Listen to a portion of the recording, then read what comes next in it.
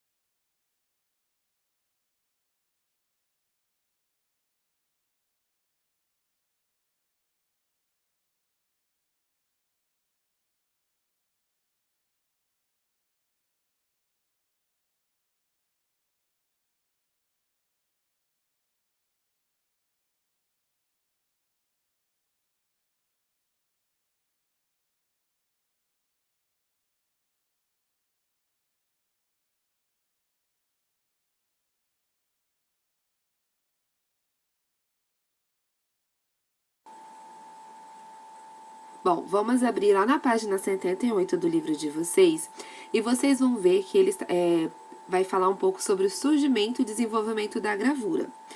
A xilogravura, ela é a forma mais antiga de gravura que já conhecida por algumas civilizações do Oriente desde o século II depois de Cristo. E aí a gente vê aí um exemplar de xilogravura mais antigo, que ele foi encontrado lá no noroeste da China. Pra vocês verem como essa técnica é realmente antiga.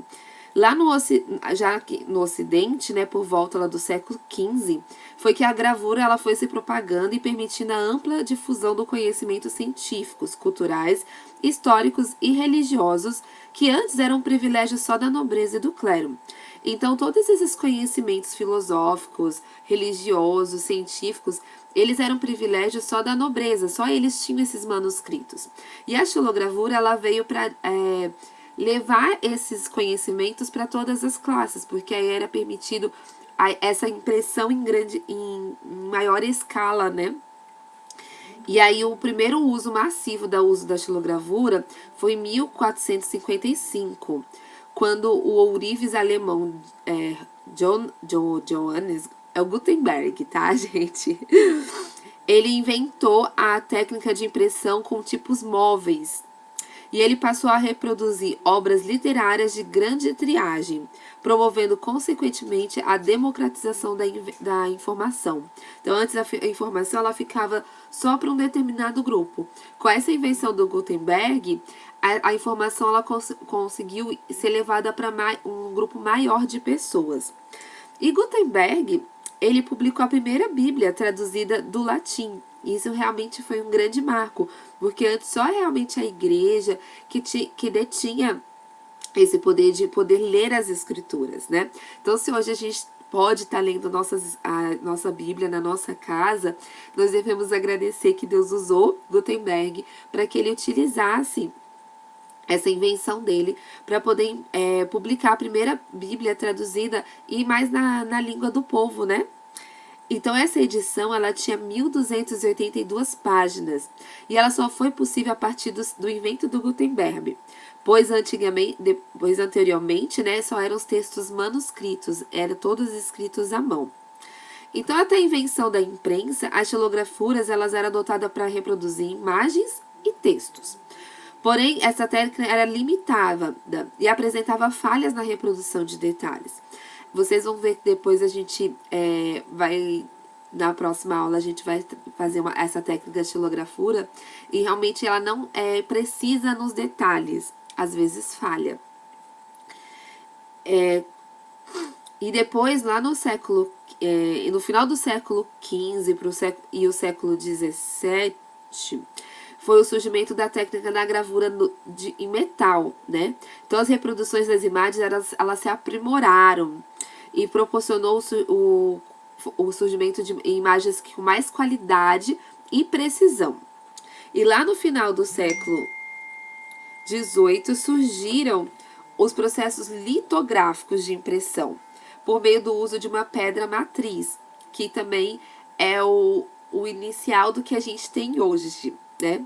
Então, as gravuras, elas ilustram grandes edições até meados do século XIX, quando for inventado a fotografia e os processos fotomecânicos de impressão, e depois a nossa querida impressora, que tanto facilita a nossa vida, né? Atualmente, a gravura ela passou a ser compreendida como uma forma de expressão artística, não mais limitada a ser apenas um veículo propagador de informação. Então, hoje, a gravura ela é uma forma de expressão artística. A gente não utiliza dela para passar uma informação, vamos supor, para passar o número de pessoas que estão com coronavírus, ou para passar uma informação importante que... Vamos pensar numa informação aí. Vai ter um eclipse lunar. Não, a gente não usa mais a gravura para esses meios de informação e comunicação. Hoje em dia a gente usa a gravura como meio artístico. Alguns artistas têm essa linha de trabalho por meio da gravura, porque ela é bem peculiar, ela é bem bonita e diferente da impressão da impressora, né? Parece que ela tem mais vida e a gente vai ver alguns exemplos, tá? No Brasil, a gravura ela ainda é bastante utilizada, principalmente na literatura de cordel. Não sei se vocês já conhecem a literatura de cordel, mas ainda a xilografia ela é bastante usada nisso, né? E ela veio de Portugal e ela é muito mais popular lá no Nordeste do país. E a técnica utilizada para essas gravuras é a xilogravura. As gravuras, elas são feitas em matrizes muito diferentes. Abrem lá na página 79 de vocês, que vocês vão ver.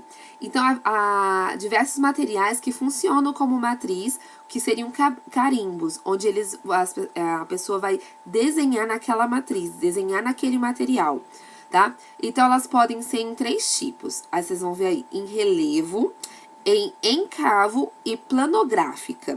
E agora, nós vamos ver alguns exemplos dessas técnicas. Bom, essa técnica é a da xilogravura. Vocês podem ver que a matriz foi feita na madeira. E aí, a gente também tem que é a forma como é feita também a literatura de cordel, como vocês podem estar vendo.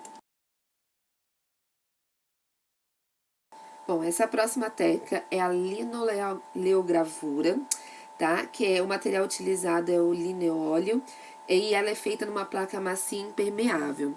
Ela permite que a imagem ela fique mais nítida e cheia de detalhes. Essa é a diferença.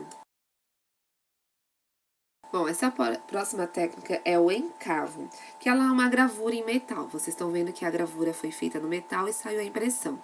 Eles desenham numa chapa de metal, normalmente de cobre ou de ouro, tá? E aí vocês podem perceber que o desenho é feito bem detalhadamente. É como se fosse uma pintura mesmo no metal, né? Olha aí o cara trabalhando, olha a precisão que ele precisa ter. E olha a qualidade da imagem quando ela é impressa nessa técnica.